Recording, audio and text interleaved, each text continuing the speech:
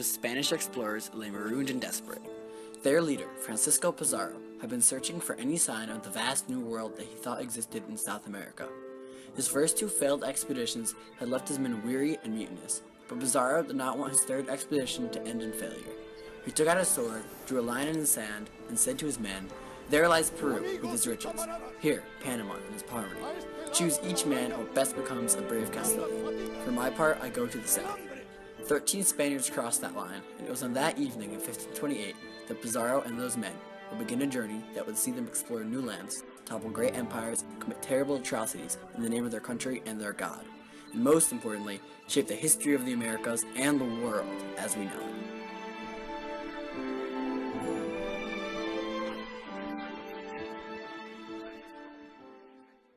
Francisco Pizarro was born sometime in the 1470s to an illiterate Spanish swineherd in Trujillo, Spain. Pizarro would have witnessed the unification of Spain and the discovery of the Americas in 1492. In 1509, he sailed to the Americas, serving under Vasco Núñez de Balboa on his expedition in the Pacific. After helping Balboa's enemies overthrow and arrest him in 1519, he was given the position of mayor of Panama City. News from the north soon arrived that Hernán Cortés had overthrown the Aztec emperor Montezuma and established the colony of New Spain. Pizarro had heard rumors that Montezuma's vast wealth was dwarfed by a great power to the south. He began expeditions off the western coast of South America in 1524 and yet again in 1526, but both of these expeditions were unsuccessful. By the unfortunate end of his second expedition, Pizarro was certain of the powerful, wealthy empire on the mainland. He sailed back to Spain to ask King Charles V for ships and men. He was granted his wish, and in 1529, Pizarro, his three brothers, and his close friend Diego de Almagro embarked on an exploration that would change the world forever. Since the early 13th century, the Inca Empire had been expanding. Stretching down the South American coast, enveloping the Andes Mountains, Inca power had grown into the most powerful military force in the Americas. Its 3,000-mile-long empire was unrivaled, with 11,500 miles of road. The empire was home to over 16 million people, and it was all ruled by a single emperor with unlimited power, worshipped as a god. The current one was a man named Atahualpa,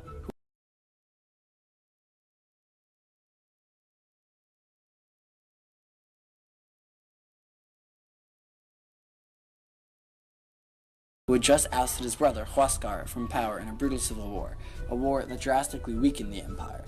In addition to this, smallpox had just been introduced to the lands of South America a few years before. They do not live in an environment that produces the kind of infectious diseases that exist in the old world. So when these diseases hit, as they inevitably will, they take a cataclysmic toll on the people of the Americas.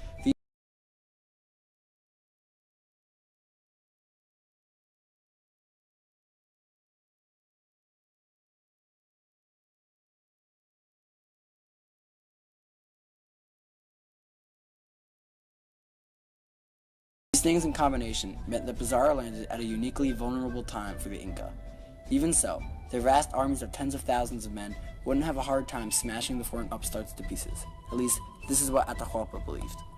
Pizarro's 168 men and 37 horses landed in Peru in 1532. They soon found emissaries of the great Inca and agreed to meet him at the city of Cajamarca on the other side of the Andes Mountains, the likes of which the Spanish had never encountered. On November 15th, they entered Cajamarca. Fresh off the victories over his brother, Atahualpa's army of 80,000 was an intimidating sight for the small band of Spaniards. They met in the city square, Pizarro and his men, Atahualpa with 8,000 unarmed guards. A Catholic priest approached Atahualpa sitting on his litter. He claimed the book in his hands had the words of God in it. The Inca had no written language. Atahualpa had probably never even seen a book before. In a tragic misunderstanding of cultures, Atahualpa took the Bible and threw it on the ground. To the Spanish, this was an act of war against their god and their king. Cannons roared as the Spanish shot artillery from their walls. 100 Spanish cavalry charged into the square, sword in hand, cutting down every unarmed Inca in sight.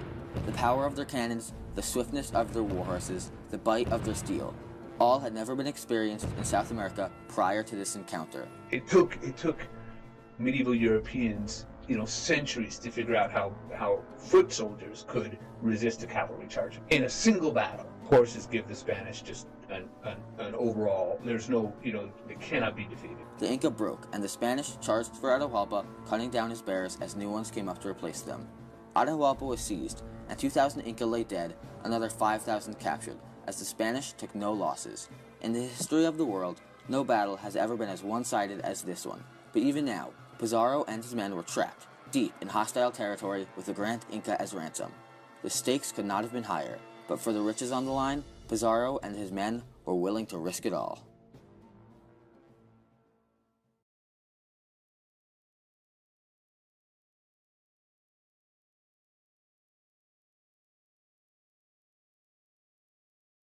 Using Atahualpa as a puppet ruler, Pizarro would demand the largest ransom in history.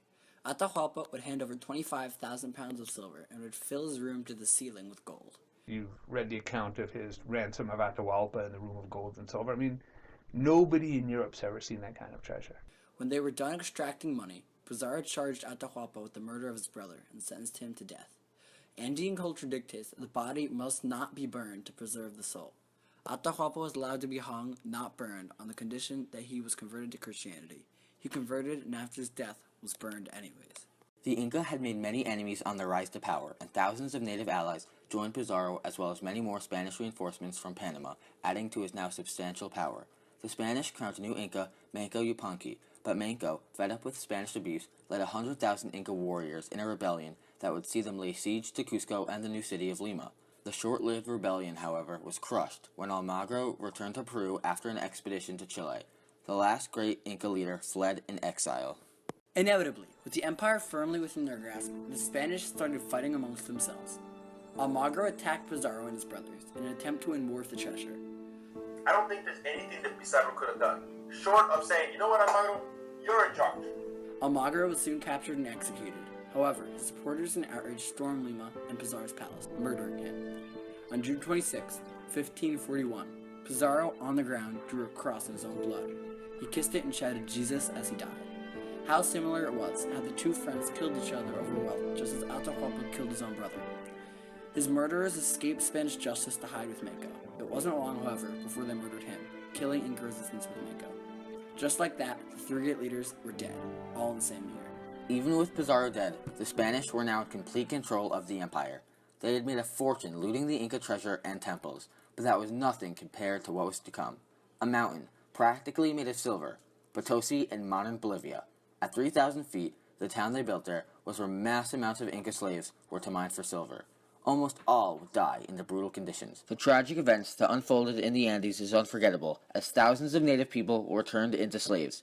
In the wider world, however, events unfolded in a much different way. The 89,400,000 pounds of silver that would come out of Potosi would dramatically impact the globe. The European supply of silver would be tripled, the massive influx of wealth helping Europe's economy boom. About one-third of all the silver went to China, and for the first time, a truly global economy was formed, as the Spanish pieces of 8 were becoming a universal currency. The Spanish traded American silver for Chinese silk, which was in turn traded in Africa for slaves.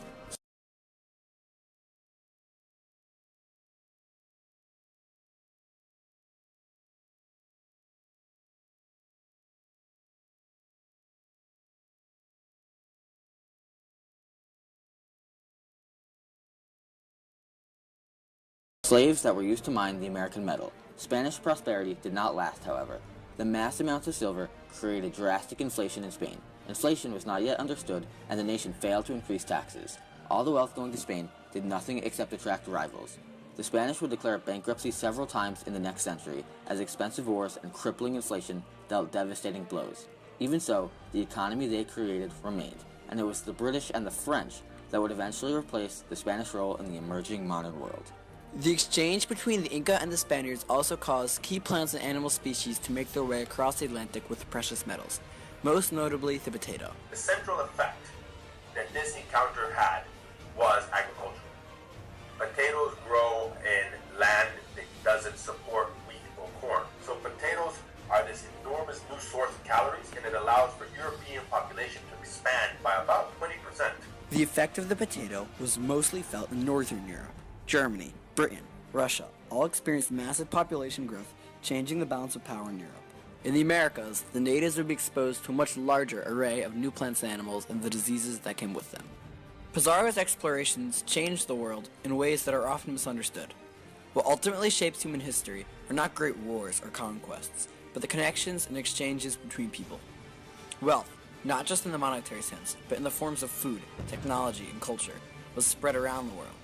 The discovery of new lands and the creation of a truly international economy worked together to create a smaller Earth. When Pizarro's atrocities allowed Andean wealth to be released around the globe, a new age of prosperity came to the West, and this was just the beginning. Europe would use this new wealth to dominate the world. For these reasons, the fateful day at Cajamarca was not just an encounter between the Inca and the Spanish, but an encounter between Europe and the rest of the world, a connection of the entire world. The history of the modern era began with this. For better or for worse, the day that Atahualpa threw that book on the ground and worlds collided would shape our history for centuries to come. Francisco Pizarro had been one of the Spanish conquistadors who accompanied Balboa on his exploration of the Pacific coast. He had heard rumors of a rich empire somewhere along the coast. The rumors were true, and what he had heard about was the Inca Empire. The Incas were a developed empire stretching from what is today Ecuador all the way down to Chile. Pizarro convinced the Spanish government to support an expedition to explore the western coast of South America. In 1526, Pizarro got his confirmation of the rumors when he captured an Incan trading ship laden with gold. In 1531, Pizarro led a group of Spanish soldiers to the Incas' coastal city of Cajamarca. He learned that the Incan king, Atahualpa, was vulnerable, so Pizarro raided the royal summer home. He seized the king and demanded a ransom for his release. The Incas paid a ransom that was said to fill a room with gold and 2 rooms with silver. Pizarro did not keep his side of the bargain and killed Atahualpa. Pizarro went on the next year to capture Cuzco, the capital of the Incas. Thus ended the largest and most developed empire in the Americas, an empire with gold and silver and an army of over 20,000 men.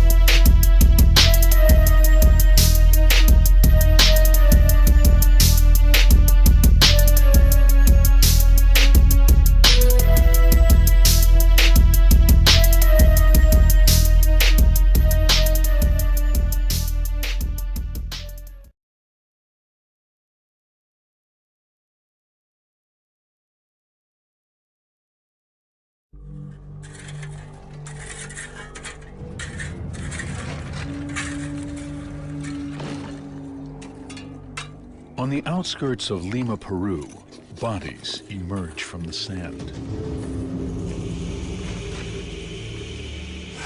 Their wounds are horrific. This person died a very violent death. These skeletons may revolutionize our understanding of one of the pivotal events of world history: the Spanish conquest of the Inca. For 500 years, we have had to rely on chronicles written by the Spanish conquistadors to understand what happened. Those chronicles tell us how in 1532, Francisco Pizarro arrived at the frontiers of the Inca Empire with fewer than 200 men. Ever since, historians have puzzled at the events that followed. As Inca messengers spread news of the tiny invasion around the empire, why didn't the huge Inca armies mobilize? How could a handful of Spanish adventurers bring the greatest indigenous civilization of South America to its knees? Was it the vast superiority of the Spanish weapons? Was it European diseases to which the Inca had no resistance? Or was it something else? These skeletons may hold the answers. For the first time, science can open a window on the real events of the conquest of Peru. The discoveries are amazing. I think we're looking at the first gunshot wound in the New World. A story of the conquest never told before. A story of secret alliances and betrayal. A great cover-up that took place in the 16th century. The story of the Great Inca Rebellion.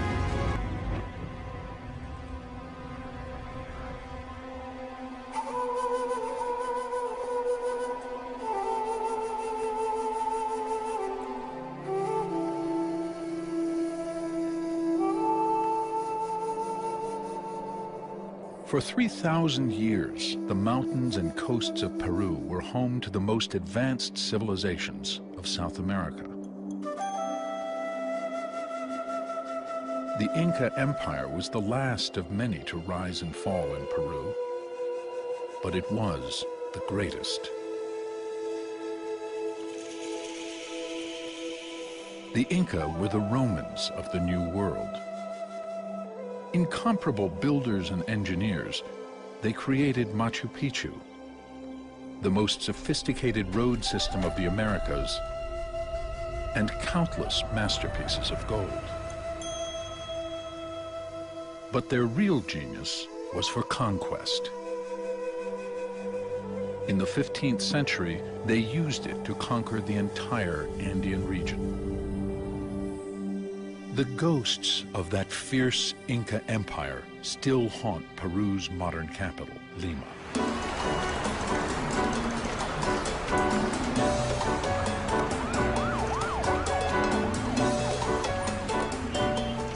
"21st century Lima is a teeming city of 9 million.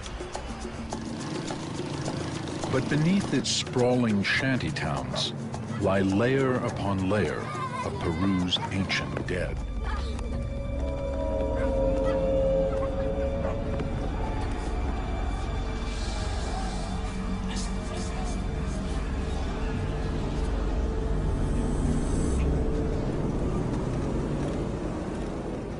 For over 20 years, Peruvian archaeologist and National Geographic grantee Guillermo Koch has been working to unravel the mysteries of these Indian grave sites. Nobody knows more about the ancient burials of Lima. Límpialo con la brocha nomás, eso es lo que hay que limpiar con la brocha. Con la escobilla, con esa. At the beginning of March of 2004, the city was going to open a new highway in the area that we suspected that had a cemetery. Now we decided to put a trench in order to test if was or wasn't a cemetery.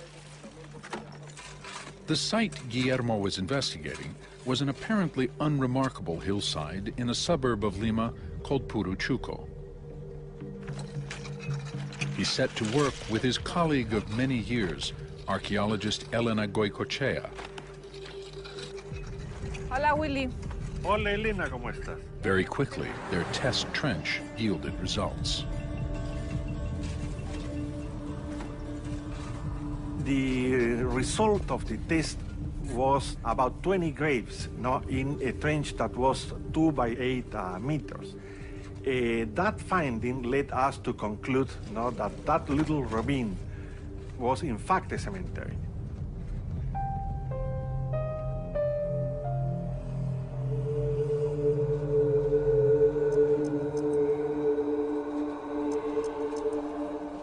At first, the Puruchuco graveyard seemed very similar to others Willie and Elena had excavated.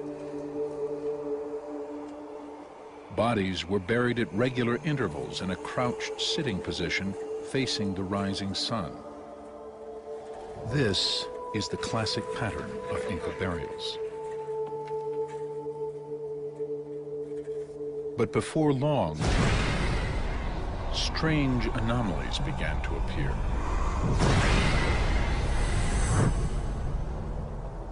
Very soon, when we were into the excavation, we noticed that there was a number of individuals that they didn't conform to the standard, to the what we may call the burial pattern. In the lower layers of the cemetery, everything seemed to be as Willie would expect in a well-organized Inca graveyard. But on top of these was a layer of bodies buried near the surface, which was like nothing he or Elena had ever seen. The body is stretched out this way, facing west. Normally, it should be facing that direction, east. The orientation is all wrong, just like the others. The more they uncovered, the more surprises they found. On top of the corpses of the traditional Inca graveyard, bodies had been thrown in chaotically.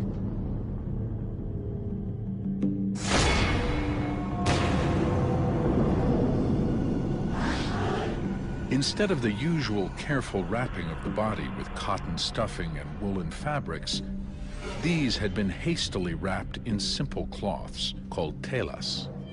They were stretched on their side or back, some faced up, some to the west. None were crouched and facing east in the traditional Inca way. It was evident that they didn't follow the burial ritual.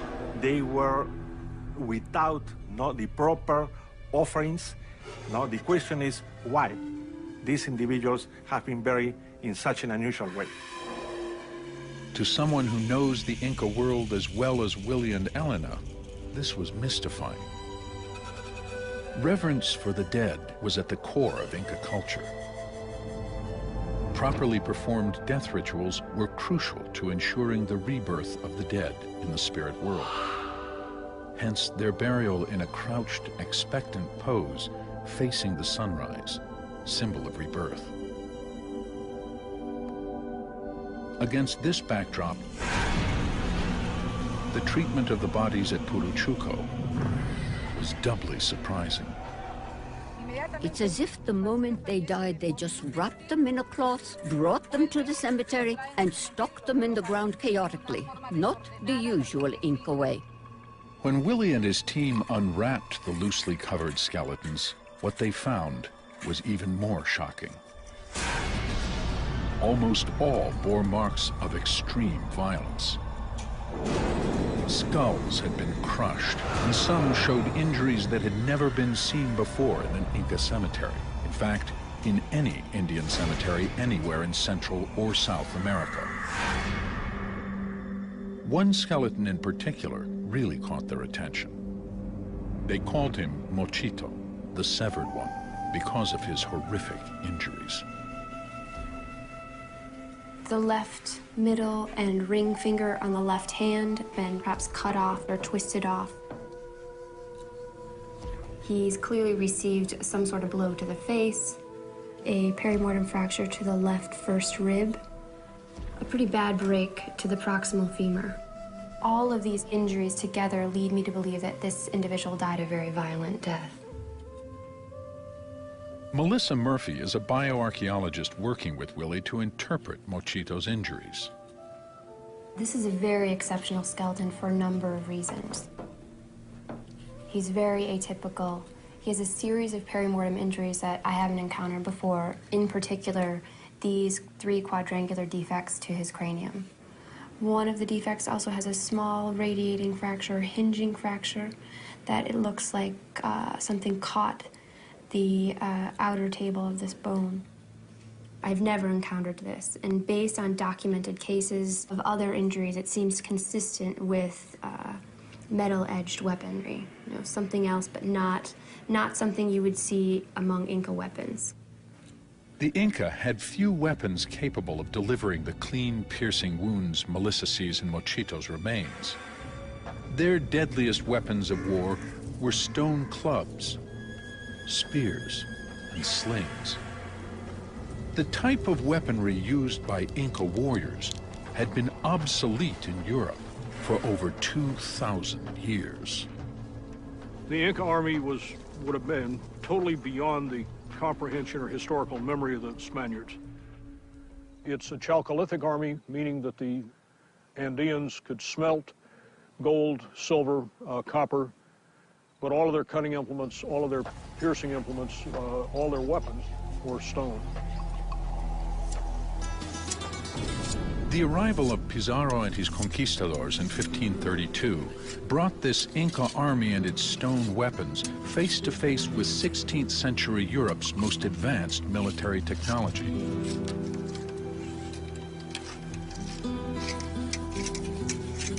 It was only 40 years since Christopher Columbus had claimed his first discoveries in the New World for Spain.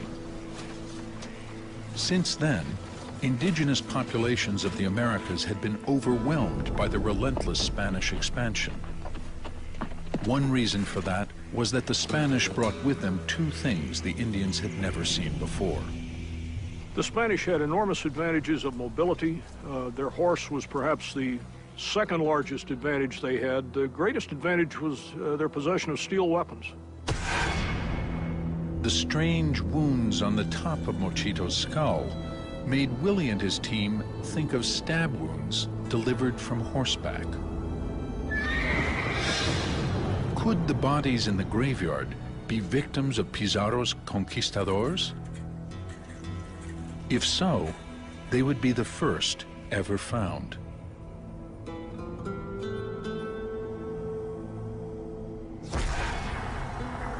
The injury to another skull seemed to prove the link to the conquistadors in an even more dramatic way. What's especially anomalous about it is that it has a large circular defect on the left parietal that looks suspiciously like a gunshot wound. And it looks like as the projectile exited the face and exited this area, it came apart and the entire face was fragmented. What's especially exceptional about this is not only that we have, in fact, the entrance wound and the exit wound that I just showed you, but also that I recovered the plug of bone that actually was in this position on the inside of the skull. This could be a momentous discovery. It would be the first documented gunshot wound in the New World.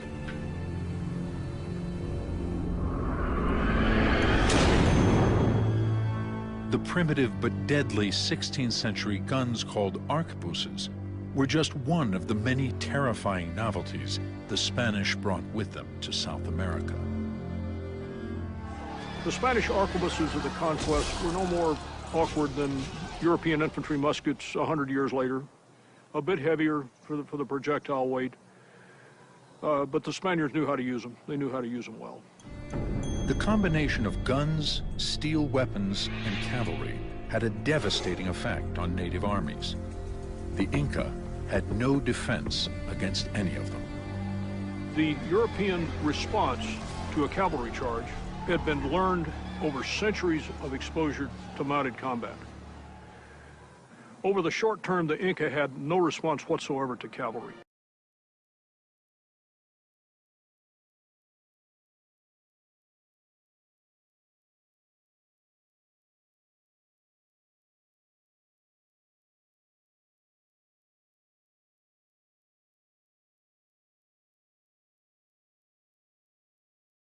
So Willie's team concentrate their efforts on the more obvious injuries to the skeletons. If the suspected gunshot wound is real, it would be unprecedented. So Melissa needs proof. She hopes that X-rays might reveal traces of metal around the edges of the wound. Here we're seeing really where the exit wound was, and we were really expecting to see metal residues, really bright white that's distinct from the bone and the teeth in the film. But we don't, there's nothing in there that suggests that there's lead or med residues. Looks like no. The negative result is a blow. To Melissa and Willie, the wound clearly suggests a gunshot. They just can't prove it. Perhaps the metal traces left by the musket ball were too minuscule for the X-rays to detect. So Willie decides on a bold course of action. He calls on one of the world's foremost crime labs. It is 4,000 miles away at the University of New Haven in Connecticut. With cutting-edge forensic techniques, if any place can get some results from the skeletons of Puruchuco, it is here. Top forensic scientists Al Harper and Tim Palmbach have examined hundreds of gunshot wounds, a lot fresher than the one in Peru. Before long, Al and Tim are in Lima. The lure of examining what may be the first gunshot wound in the Americas is irresistible. Dr. Koch? Hi. Good morning. Welcome to our lab. Albert Harper, how are you? Very nice to meet you. Very nice to meet you. Lab, no? It's very come in. Very interesting. Willie's lab contains the remains of over 3,000 Inca burials. Work on this astonishing collection of mummies and skeletons has been temporarily abandoned as Mochito and his band take center stage.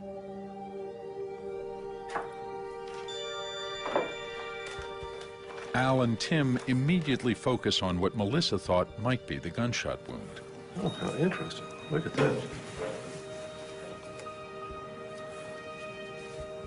It's almost as if they're two separate entrances. Yeah, you almost did have a trajectory line of 30, 45 degrees, maybe. It's hitting at some angle about like that. Yeah. So, if we think energy-wise, it's got to be sufficient enough to pop a hole through the cranium, but not so energetic that you bust this up. I mean, if you took a modern 1,500 foot energy impact of a normal handgun, you don't get plugs like that. Those are fragmented. No, they're completely and totally fragmented. And little pieces of the bullet simply punches a hole through the bone, and it fragments the pieces of bone as it goes through. This isn't the case here. The intact plug of bone indicates an impact much less forceful than any modern gunshot. But it might well correspond to the much weaker impact of a 16th century arquebus. In fact, the bone plug itself carries a concave imprint highly suggestive of a musket ball. Remarkable, absolutely remarkable. Could this be a gunshot? It could be. To prove it, they'll have to use more sophisticated instruments, starting with a scanning electron microscope, or SEM. What we would want to try to do here is we'll do some scanning electron microscopy looking at this, and then if we find some small particulate matter, we can go ahead and we'll hit it with an X-ray, and that'll give us the elemental compositions. All the inside surface there. The results go beyond their wildest dreams.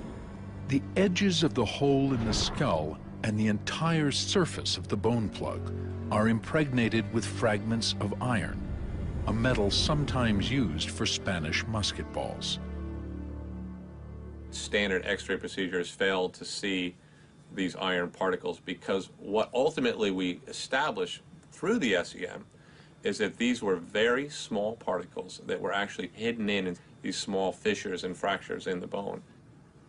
Now Tim and Al have an image of what probably happened.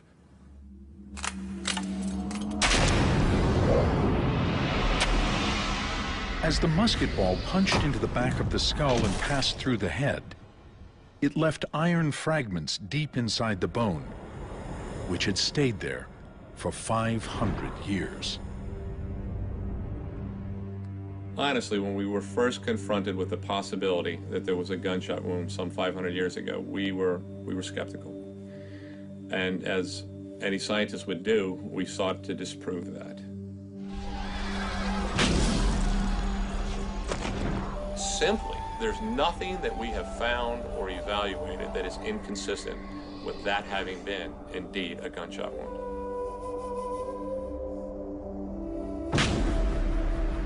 It's a remarkable discovery.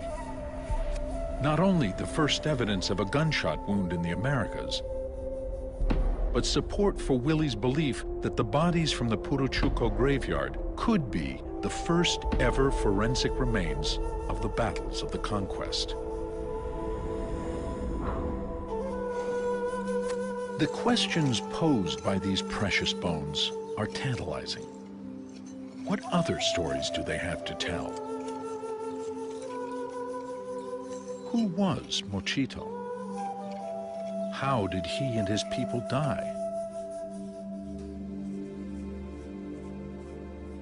As forensic science opens a window on the Spanish conquest of Peru, what more will we see through it? Will it confirm what the Spanish wrote in their chronicles?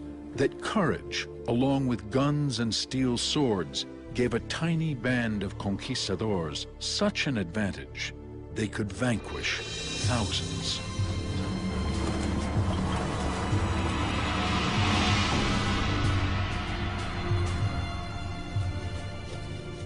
Spanish chronicles of the conquest underplay one critical fact. When Pizarro and his conquistadors arrived in Peru, the Inca Empire was falling to pieces. It had been formed only 100 years earlier, when the Inca had spread out from their capital at Cusco to overwhelm the many different Indian chiefdoms of the region. By 1532, many of the empire's over 10 million inhabitants were fed up with Inca rule, and all too willing to ally themselves with the Spanish in a bid to break free of Inca domination.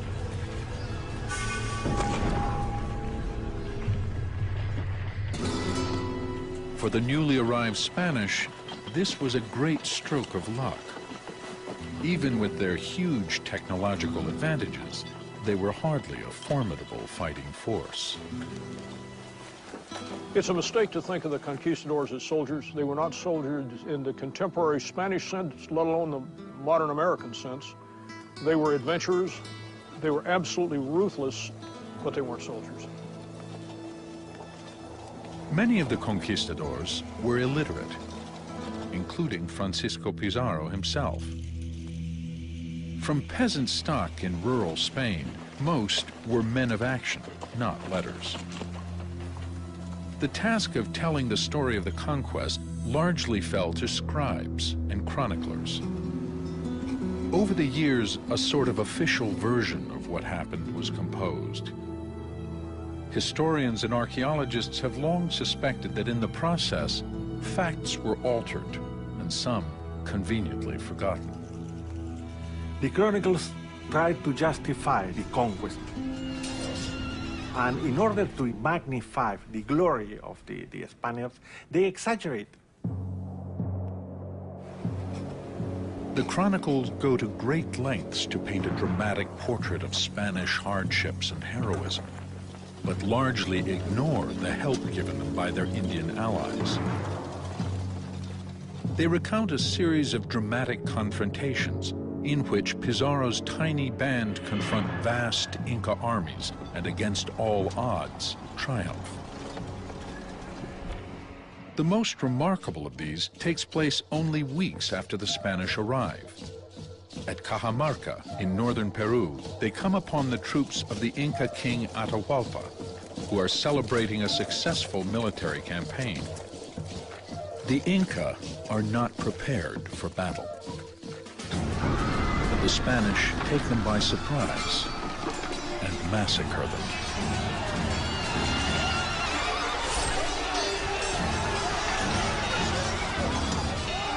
In the process, they take the king hostage. Pizarro demands a huge ransom of gold for Atahualpa. Once it is paid, he executes him anyway. With the Inca world in shock, Pizarro pushes on to the capital, Cusco, which quickly falls to the Spanish. Within a matter of months, the Inca Empire is theirs.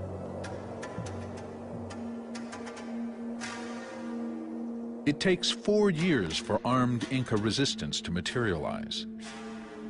In 1536, Inca armies mobilize and throw themselves at the conquistadors both in Cusco and the newly founded Spanish city of Lima. The Great Inca Rebellion has begun. According to the chronicles, On August 10, 1536, Francisco Pizarro is in Lima. He watches in terror as a vast Indian army sweeps across the coastal plain. "God save us from the fury of the Indians," is all he can say. It was during the siege of Lima that followed that Mochito and his people probably lost their lives.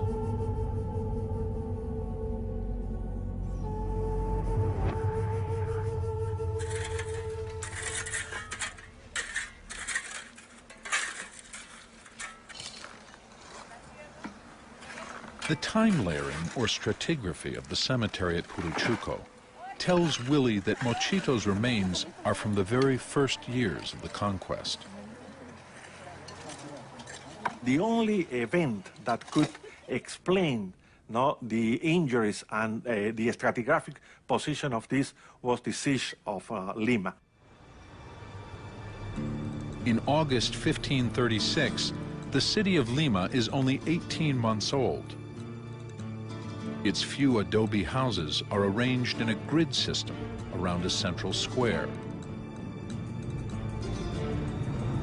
According to the chronicles, on the day of the battle, a vast army led by the great Inca general Quiso Yupanqui closes in on Lima. They estimate it in the tens of thousands. Quiso is carried on a litter surrounded by his captains.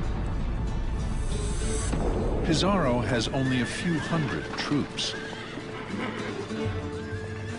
With the odds stacked against him, he decides to gamble everything on one desperate cavalry charge. The Spanish always try to kill leaders first because they know this devastates enemy morale. So the cavalry hacks its way through the Inca troops towards Quiso and his captains. In front of the Spanish charge, the captains fall back, exposing Quiso. He is killed in an instant. The Inca army retreats in disarray. In the picture painted by the chronicles, a handful of Spaniards have once again heroically defeated a huge Indian army. Lima is saved. But is that really what happened? Now, for the first time, we will be able to re-examine the Spanish version of events. Willie and Elena believe Mochito and his people were part of the Inca force that confronted Pizarro on that fateful day in August 1536.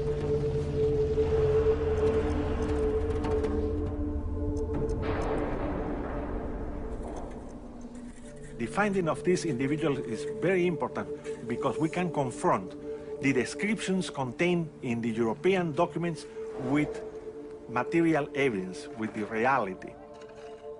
A sort of forensic work in order to prove or disprove those narrations. Of all the burials found at Puruchuco, Mochito's stands out. His head had been wrapped in blue cloth. He was in the center of the cemetery. The way he was buried make Willie and Elena sure Mochito had special status. He was a leader. There are actually bones of the hand. As Tim and Al work on Mochito's remains, they discover that many of his injuries seem consistent with the classic account of the siege of Lima. Perhaps he was one of the captains close to the Inca general who were cut down by Pizarro's cavalry charge. This in itself might explain his terrible injuries. The mandible has been fractured with an incredible amount of force. Normally the chin bone is very strong and is very resistant, but this one has been snapped with the force coming down from the outside, forcing it apart, breaking off this little piece of bone that's missing. Who knows where that went? So some terrible thing has happened there. And then in examining the vertebra, find that the thoracic vertebrae are all intact, but we look at the ribs. Part of the rib has been, the first rib has been snapped off, and we see additional damage to the inside of the sternum, or the breastbone, where it's been snapped, not in one, but two, but in 3 different places. An amazing amount of force has been applied to the outside of this person's body. Something very large, very heavy, perhaps a great big rock or even a horse. And over in this corner we can see Sharp, piercing wounds to the skull and crushing wounds to the torso are exactly what you would expect in somebody killed in a cavalry charge. But when Al and Tim come to examine the remains of the people who died with Mochito, they seem to tell a very different story. It's very unusual to see this kind of pattern. So many of them have had severe blunt force trauma, broken the skull completely apart. You know, you get the occipital bone broken, plus you get injuries to the face and orbits. A lot of it to the left side, as if a blow's coming into the right. While a few of the death injuries look like they were dealt by Spanish steel, the great majority point to a very different type of weapon. And it's an object that's approximately 2 to 3 centimeters in diameter, and it takes out the left zygomatic arch, breaks the face, breaks the back of the skull, breaks the occipital bone, all in one piece. Whatever happened to this person was an extremely violent death. And the shattered skulls hold yet another shocking surprise. A tiny bone beneath the ear indicates that some are women. 2 or 3 of them appear to be female. You can tell by the small mastoid processes. And they've got signs of injury, too. Is this evidence that women fought alongside Mochito and his men? If so, like many of the Puruchuco finds, it would be unprecedented.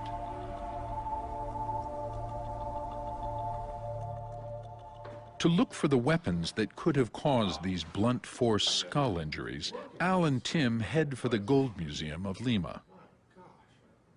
It has the largest collection of historic weapons in Peru, both Spanish and Inca. The steel weapons of the Spanish would produce either sharp, piercing injuries or crushing injuries with clean edges. They would not create the sort of blunt force traumas Al and Tim have been examining. What sort of weapon could have created those? Tim and Al go on to look at the Inca weapons. Tim, look at this thing. Yeah. It's really heavy. Can you imagine what would happen if that got swung at somebody? Yeah, isn't that about the same kind of configuration as some of the facial and the head injuries you were looking at? Sure, it's just about the right size, and certainly if that... So that would punch the skull in more than just a flat kind of fracture? Absolutely. Right. Fracture all of the fine bones of the face. Well, that might be why a lot of the skulls you weren't finding the small bones, because they're probably so busted up that they disarticulated, right? Absolutely. Well, Okay. that's an incredibly lethal weapon.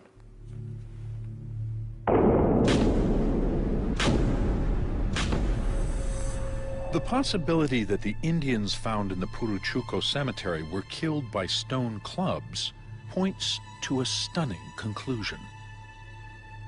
Most were killed not by the Spanish, but by other Indians.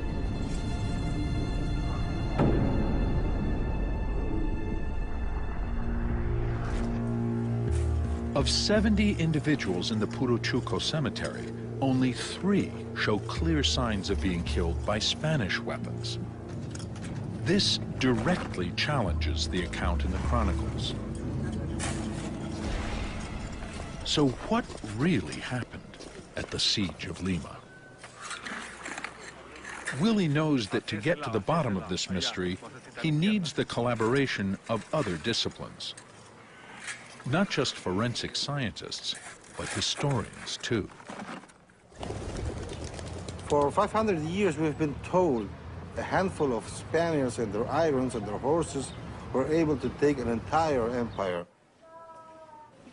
Since we historians have gone beyond the chroniclers in the last 3 decades, this official version can be challenged.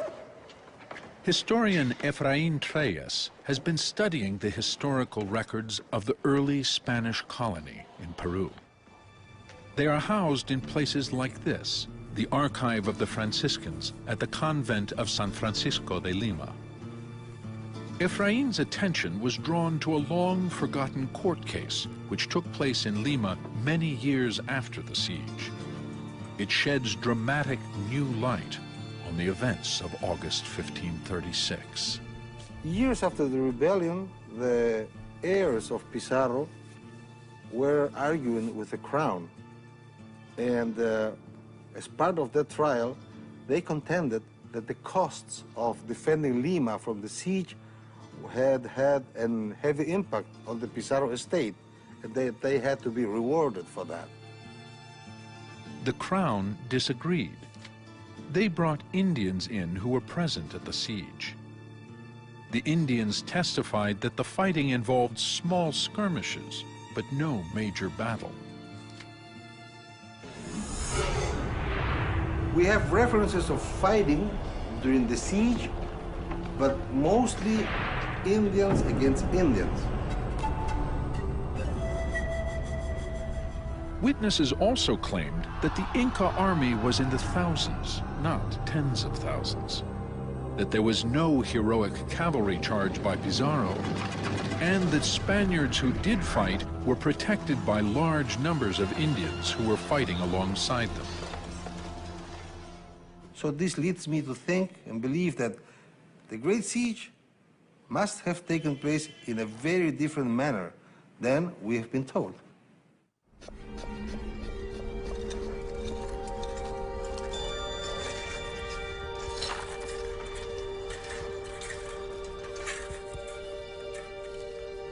Willie's discovery that most of Mochito's warriors were killed by other Indians supports the version of events that emerged at the trial. It also provides the first scientific evidence for what historians have long suspected, but could never prove: that the role of the Indian allies, consistently downplayed by the chronicles, was critical to the success of the conquest. It's very clear when you look at the way the conquest went down that Pizarro's allies were very important to his ultimate victory. Not simply in the fighting line, but for logistical support, they were enormously important. It's very clear that their role in the conquest has been minimized. No one has found more proof of the importance of Indian allies to the Spanish than Maria Rostorovsky. At 91, she is probably the most respected living historian of the Andes. The Spanish were massively supported by their Indian allies. This fact, overlooked by the chronicles, completely changes our vision of the conquest. Without it, the story is absurd. Maria has discovered documents that reveal the true story of the Siege of Lima. Found in the archives of the Indies in Seville, Spain, they show that Pizarro's survival at Lima depended not on military prowess, but on an alliance with a powerful chieftain in the mountain province of Huaylas. When Francisco Pizarro arrived in Peru, he was a single man of 54. Eager to create an alliance with him, the nobility of Huaylas offered him a young girl as wife. She was called Quispecisa, and she became Pizarro's concubine after baptism. It's a curious fact that the Spanish had all the relations they wanted with Andean women, but only after they were baptized. Pizarro's young concubine, Quispecisa, is with him in Lima when the Indian armies lay siege to the city in August 1536. She is at the center of what really happens at the siege of Lima. As the small Inca army approaches Lima, Pizarro does indeed send out a cavalry charge to fend it off. They follow the Inca warriors into a dry riverbed outside the city, where the Spanish horses start to break their ankles on the huge stones. Having achieved nothing, the cavalry retreats. Soon after, the Inca army once again advances on the city. El ejército Inca entraba en las calles de la ciudad. And the Inca army was actually entering the streets of Lima when suddenly they retreated. And the Spanish said, how stupid. They walk away when they are on our doorstep. What had happened? I found in the archive of the Indies a document saying that Pizarro's young concubine sent runners with messages to her mother in Huaylas asking for help.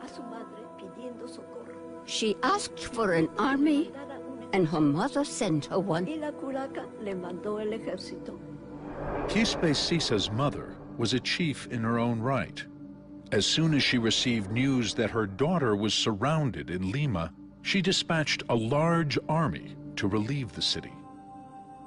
Lima was saved not by conquistador heroics, but by the arrival of the army sent by the mother of Pizarro's young concubine.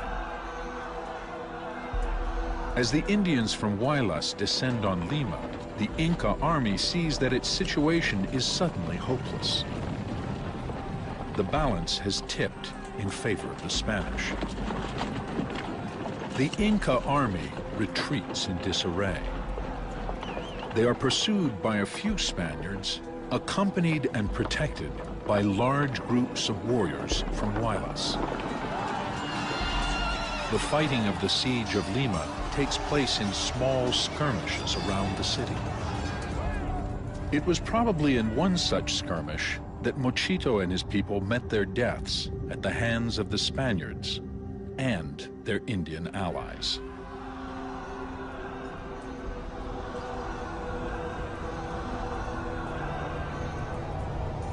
Now, finally, we can tell the story of that last day of their lives.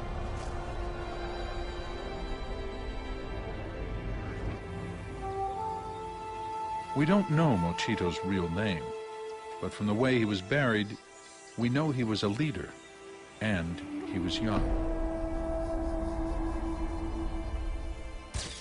These clavicles, they aren't fused yet, so that's going to be put him around somewhere in the range of 20s, in the early 20s, late teens, maybe 18 to 22.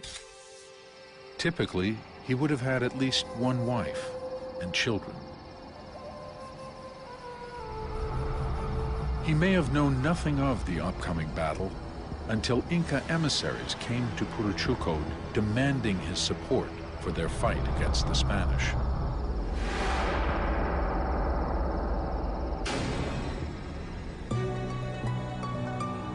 On the morning of the attack, he would have set out from Puruchuco to cover the 5 miles to the new Spanish settlement at Lima.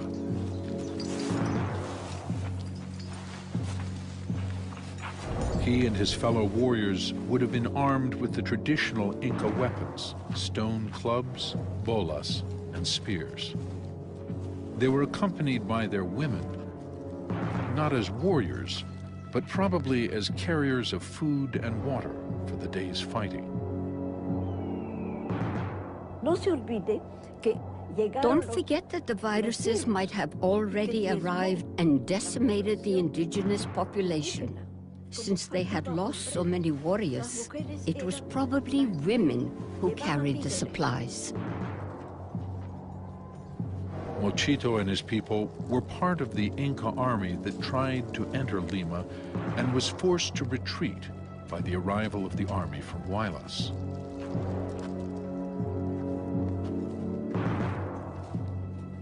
One likely scenario is that as they tried to make it back to Puruchuco, they were hunted down by a small band of Spaniards with their many Indian allies.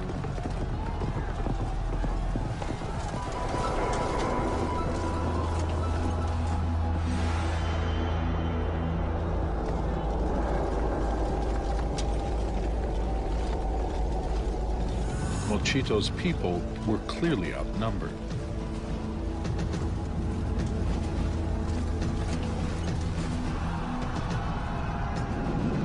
Their deaths came with savage brutality.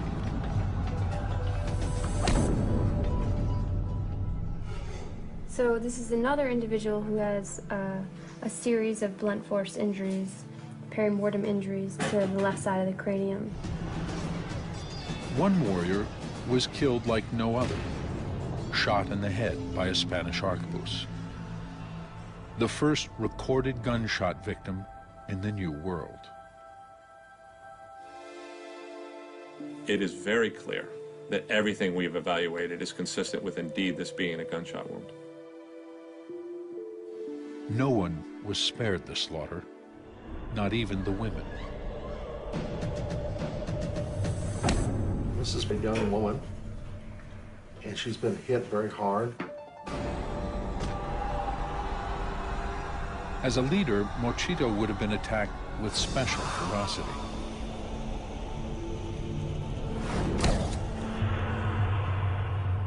He's missing his face, and there were no facial fragments recovered. The bones of his limbs and torso were smashed by club blows, and probably the hooves of a Spanish horse. That damage extends all the way up to the first rib, which has also been snapped. If he was not dead already, the 3 puncture wounds to his head would certainly have killed him.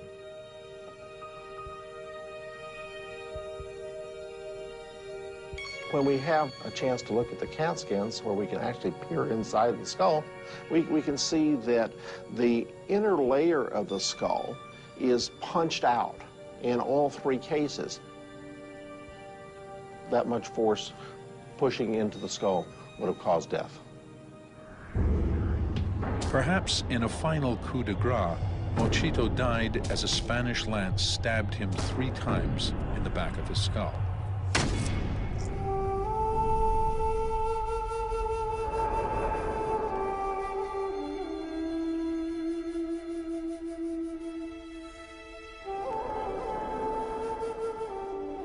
Sometime later, the people of Purochuco came to gather their dead.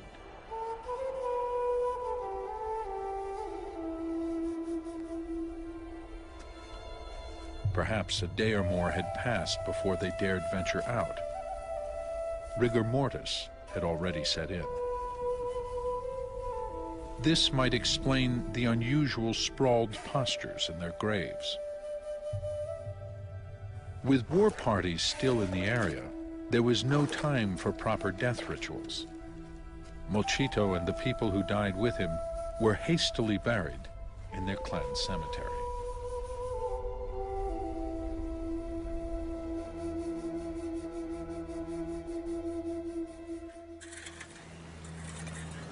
From their remains, the work of archaeologists, scientists, and historians has uncovered a long-hidden truth. The conquest of Peru was a matter of Indians fighting Indians. Indians took Cusco. Indians defended Cusco. Indians attacked Lima. Indians defended Lima. Now we have solid evidence. Why was the massive participation of Indian armies in the Spanish conquest of Peru left out of the chronicles? Very straightforward. The Spanish were indebted to their allies. They didn't want to remember their debts. To gain their support, the conquistadors promised their Indian allies the independence and influence they had been denied by the Inca.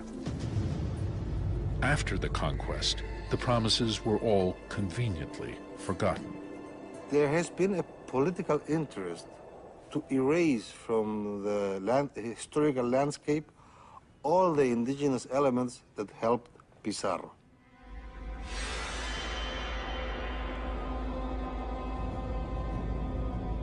The story of the Spanish alliances with the Andean Indians who fought their battles for them is the great untold story of the conquest. By a strange twist of fate, it is their victims, Mochito and the people who died with him at the siege of Lima, whose bones have borne witness to this long-forgotten truth.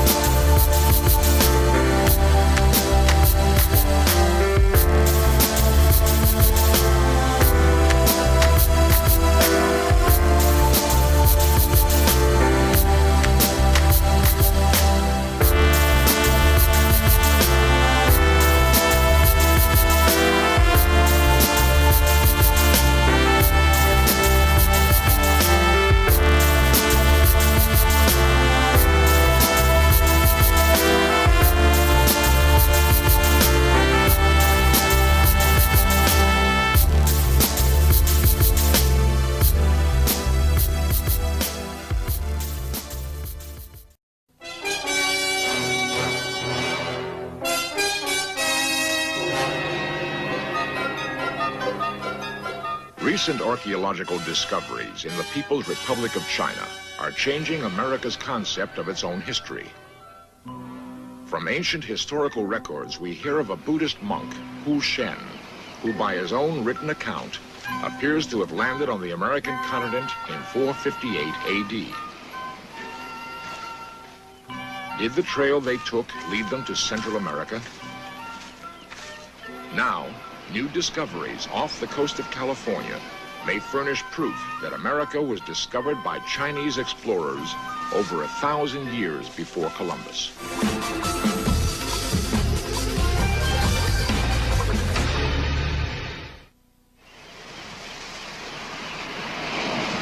The rocky coast of Cape Mendocino in Northern California is one of the places where some scientists believe Chinese explorers landed on our shores many years before Columbus.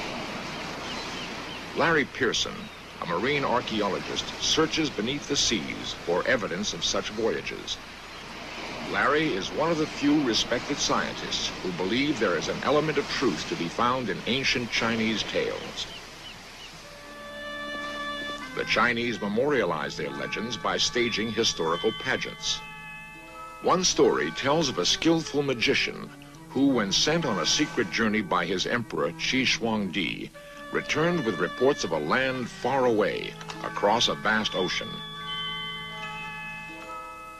Presenting his report, he stated that it was a land of mighty rivers and mountains.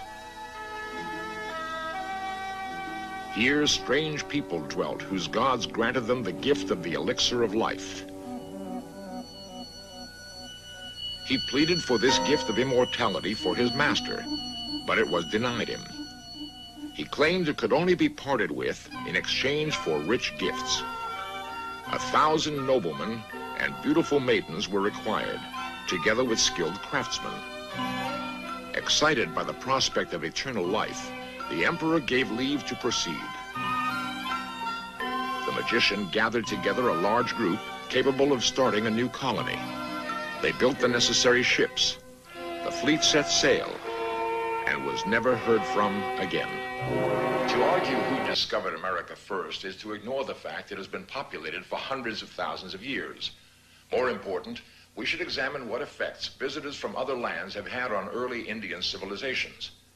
About 1,500 years ago, a sudden cultural surge occurred in Central America, which has mystified the world of archaeology for many years. Some believe this may have been brought about by contact from China.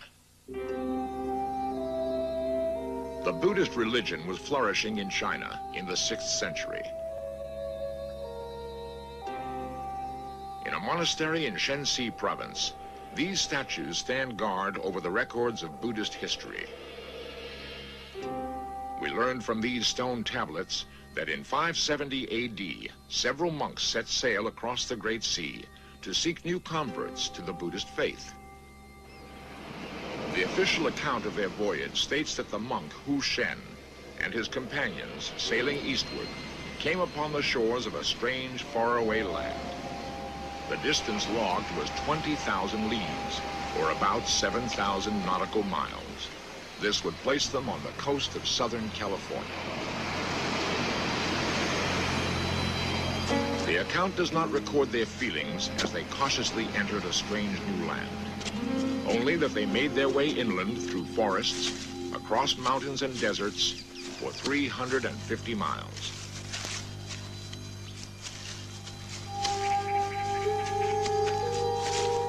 At last, they stood on the rim of a great canyon, banded with many colors.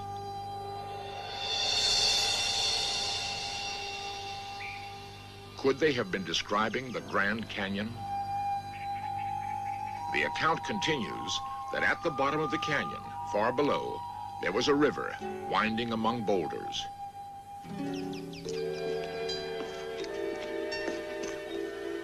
Making their way south, they crossed a great desert where the inhabitants ate the purple fruit of a strange tree they called the Fu Song tree. Was this a cactus? Finally, they came through dense jungles, arriving, some believe, in Central America, just prior to the great cultural flowering of the Mayan civilization. That the learned monk Hu Shen could have brought the Mayans advanced knowledge from China is discussed by Dr. James Moriarty of the University of San Diego. I hold with many archaeologists that Central American and Mexican cultures, early ones, may very well have been influenced by some type of Asiatic contact. My reasons for this are not unique, and they're found in the works of many who since the 1800s, late 1800s, have worked on these problems. During the Han Dynasty, a certain type of bowl with certain kinds of feet was a prominent feature of that culture. You will find similar bowls in some Mexican cultures. You will find jade work, which has been much discussed by some of my colleagues, which certainly shows Chinese influence, and possibly even some pieces that are of Chinese origin. In China, we were permitted into the Forbidden City. The former imperial palace is now a museum housing special relics of the past. We were allowed to film the ancient jade soldier. The soldier's body, in burial, had been completely encased. It is significant that jade burial masks of the same period have been found in Mayan excavations.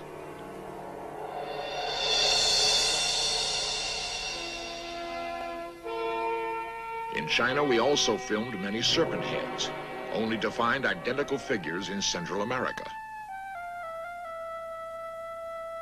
The Mayans believed these serpents to be the representation of the man god who brought them knowledge. Is it possible that this contact with Chinese culture accounts for the Mayans' remarkable knowledge of astronomy? Or mere coincidence that this Mayan calendar is similar to Chinese calendars of the period? In many Mayan museums, we found startling items. There were never any elephants in America, yet this Mayan relief depicts one.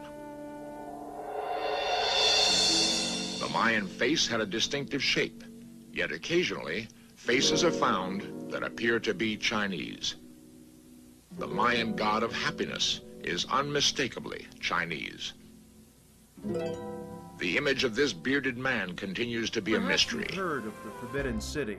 That was the great capital that Emperor Zhu Di built for himself that had no equal in its time.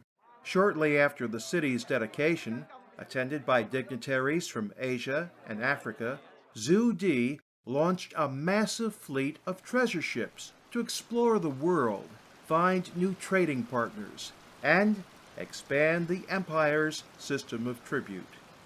Author Gavin Menzies reports the fleet set sail on March 8, 1421. Menzies is uniquely qualified to write this book. As a former submarine commander in the UK's Royal Navy, he knows ocean and wind currents throughout the world. On the other hand, Menzies is not a professional historian, allowing him to think outside the box. The treasure ships were huge, with 40-foot rudders. Each of these vessels was built from 300 acres of teak. With square sails, they were mostly driven by the prevailing winds and currents. This is what enabled Menzies to reconstruct their probable routes. Then he tested his well-educated guesses by locating Chinese pottery, structures, and plants at suspected landfalls. I'll mention more evidence in a moment, but first, let's deal with an important question. How is it that the first European explorers carried maps of their destinations on their voyages? I'm talking about charts such as the Piri Reis and others. Menzies indicates the map's extreme accuracy stemmed from information gathered by cartographers aboard the treasure fleets. Now here's the additional evidence. Wrecks of junks along the routes Menzies has reconstructed, native artwork depicting Chinese figures, and the testimony of European explorers, including Columbus. And are you ready for this one? DNA evidence links selected Native American tribes along the route with Chinese people groups. The obvious question is, why haven't we heard this before? It turns out history was changed by a stroke of lightning. All Chinese progress stopped when the Forbidden City was struck during a thunderstorm shortly after the fleet left. Emperor Zhu Di's palace burned. There were a lot of deaths, and the mandarins, who were already displeased with the emperor's lavish spending, pretty much cut off contact with the outside world. Expecting a hero's welcome, the returning voyagers received the opposite reaction. Treasure ships were left to rot, and records of the journeys were destroyed. The later Europeans, on the other hand, bragged about their exploits, and that's what made it into the history books. I recommend 1421, the year China discovered America. Gavin Menzies did not settle for the status quo. He dug deeply to discover the true story. History class was never so exciting.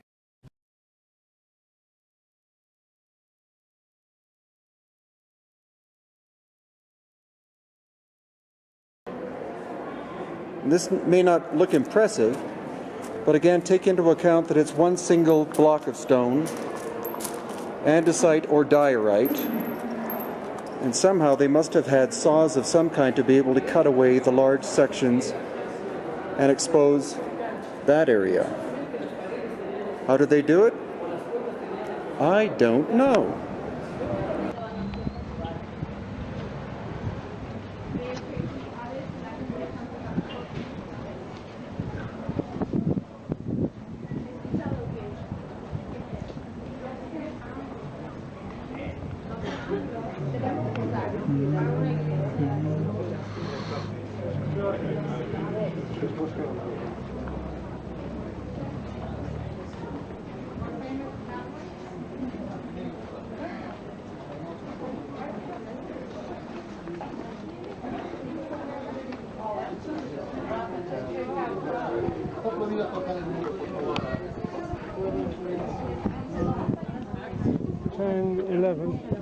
I count 11.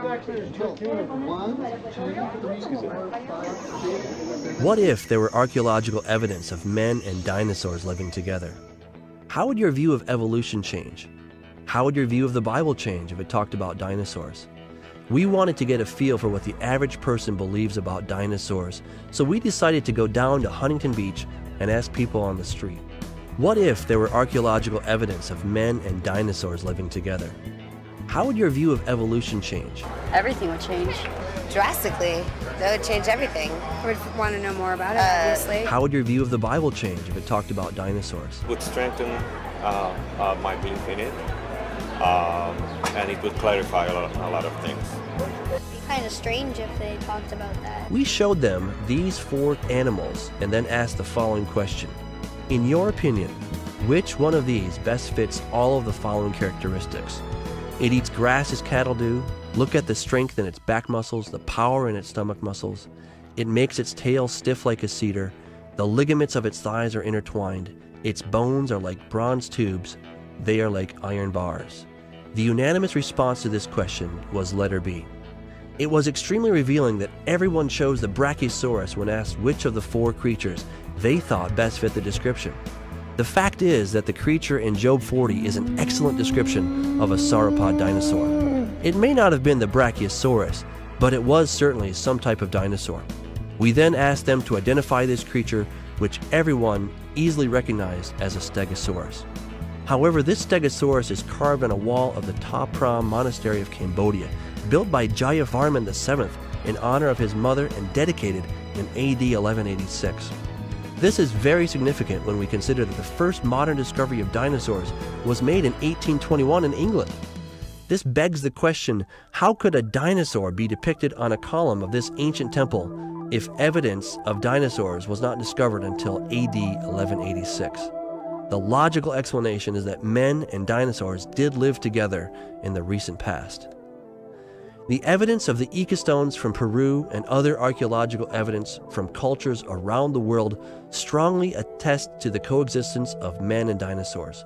While this is an interesting historical nugget, it has much more profound implications.